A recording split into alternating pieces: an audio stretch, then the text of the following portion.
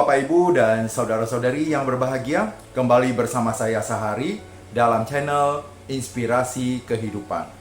Pada kesempatan ini saya akan mengupas satu tema, yaitu peran orang tua saat anak-anaknya bertengkar. Ini akan terjadi pada setiap keluarga, di mana seorang suami dan istri menikah dan mempunyai anak-anak. Nah, saat mereka sudah anak-anak atau sudah mulai bisa berjalan, antara satu dan yang lainnya pasti akan terjadi pertengkaran. Pada saat mereka masih kecil, permasalahan itu bisa diselesaikan dengan mudah. Tapi saat mereka beranjak dewasa, itulah yang sering terjadi. Keributan-keributan tidak ada ujung pangkalnya. Apalagi orang tua mempunyai anak emas, di mana anak itu dimanja, sedangkan yang lainnya tidak.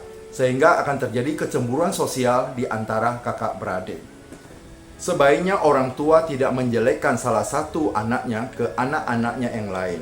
Karena sebenarnya tanpa orang tua sadari, dia telah menanamkan bibit-bibit permusuhan di antara anak-anaknya. Ini juga sering terjadi. Jika orang tua tidak puas dengan salah satu anaknya, jalan terbaik adalah langsung bicara dengan dia. Seperti saya dengan kedua putri saya langsung bicara dengan dia, bukan melalui adiknya. Karena kalau melalui adiknya, salah penyampaian, salah tanggapan, akhirnya terjadi keributan, pertengkaran yang tidak ada ujung pangkalnya. Orang tua tidak boleh takut dengan anak. Kalau orang tua sampai takut pada anak-anaknya, maka bagaimana cara mendidik mereka? Otomatis pendidikan anak dengan orang tua akan terputus. Karena orang tua tidak berani berbicara terus terang kepada anaknya dan memberikan pendidikan baik kepada anak-anaknya. Karena rasa takutnya anaknya marah, tersinggung ataupun menangis. Itu yang orang tua tidak pernah sadari. Karena mereka begitu menenggang anaknya karena takut anak tersinggung, akhirnya semua kesalahan anak-anaknya dibenarkan. Inilah yang harus kita perbaiki dari sekarang kalau kita menginginkan generasi penerus atau anak-anak kita ke depan jauh lebih baik dari kita. Kita takut kepada anak bukan solusi, tapi kita harus berani berbicara dengan mereka apa adanya. Kita harus berani tegas sama mereka. Demi masa depan mereka, kita harus berani. Kalau kita sampai takut kepada mereka, yakinlah anak-anak kita ke depan akan menjadi anak-anak yang kurang produktif. Tugas dari orang tua itu adalah mengawasi anak-anaknya agar mereka selalu damai dari kecil sampai dewasa nanti. Mereka bisa rukun, damai, sampai mereka sudah berkeluarga pun mereka tetap rukun dan damai. Namun ini sangat sulit karena kebanyakan orang tua mendapat ilmu dari turunannya dengan cara pendidikan yang berbeda. Mereka lebih cenderung hanya sekedar mengawasi anak-anaknya, di mana anak-anaknya bertengkar, orang tua sering sekali memihak salah satu pihak tanpa mengetahui secara jelas duduk persoalannya. Inilah yang sering terjadi. Seperti misalnya dari kakak bertengkar dengan adik, orang tua langsung membela adiknya tanpa mengetahui duduk persoalannya, apakahnya adik yang salah atau kakaknya yang salah. Seharusnya sebagai orang tua tidak demikian. Orang tua tidak memihak salah satu pihak. Nanti salah satu pihak akan mengatakan orang tuanya itu tidak adil dan hanya menyayangi adik atau kakaknya. Ini akan terjadi. Bagaimana solusinya? Kalau permasalahan anak-anak, orang tua harusnya mengayomi keduanya, tidak memihak salah satu pihak. Makanya orang tua harus mendamaikan mereka dan meminta mereka saling meminta maaf. Adapun kalau salah satu pihak memang bersalah setelah kita mendengar keterangan itu, baik itu kakak maupun adik, salah satu pihak harus minta maaf dan damai. Itu akan kita lakukan secara kontinu saat mereka bertengkar. Dan ini akan terbawa sampai mereka dewasa dan mereka akan selalu akur dan rukun. Jika orang tua selalu menjaga keharmonisan anak-anaknya, artinya sampai nanti mereka dewasa sudah berkeluarga, mereka juga akan selalu rukun dan bahkan mereka akan berbakti kepada orang tuanya. Karena orang tuanya telah mendidiknya dengan karakter yang baik, dengan moralitas yang baik, sehingga mereka itu dapat berhasil. Jangan kita menekan salah satu pihak dan jangan membela secara membuta. Belum tentu orang tahu kebenarannya. Contohnya sebagai berikut. Jika ada salah satu anaknya mengadu tentang kelakuan dari abangnya atau adiknya, orang tua seharusnya tidak langsung merespon negatif terhadap pihak yang dilaporkan. Karena setiap anak pasti melaporkan tentang dia yang benar, yang lainnya salah. Sangatlah bijaksana apabila ada laporan demikian, orang tua harus memanggil kedua belah pihak dan mendengarkan secara seksama mana yang benar dan mana yang salah. Ketika yang melapor yang salah, dia wajib meminta maaf kepada saudaranya yang lain. Atau sebaliknya saudaranya itu yang salah, ternyata si pelapor yang benar, dia juga harus minta maaf kepada saudaranya yang melapor ini. Ini yang harus dilakukan oleh orang tua. Orang tua yang membela secara membuta karena faktor ada anak emas, ini yang jadi masalah di dalam satu rumah tangga. Karena orang tua tidak mempedulikan apakah anak yang lainnya itu benar atau salah. Yang penting anak yang disayanginya itu selalu benar. Ini yang harus disingkirkan jauh-jauh.